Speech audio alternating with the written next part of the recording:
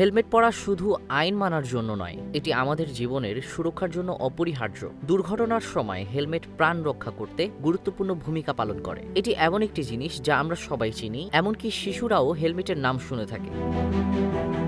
তবে হেলমেট শব্দটি ইংরেজি এবং এটি আদতে বাংলা শব্দ নয়। আমাদের দৈনন্দিন জীবনে এমন অনেক শব্দ ব্যবহার করা হয় যা বিদেশি ভাষা থেকে গ্রহণ করা হয়েছে। এই শব্দগুলো ধীরে ধীরে আমাদের ব্যবহারে অভ্যস্ত হয়ে চলিত শব্দে পরিণত হয়েছে। হেলমেটও তার মধ্যে একটি। কিন্তু হেলমেটের বাংলা অর্থ কী? এই প্রশ্নে অনেকেই বিভ্রান্ত হন।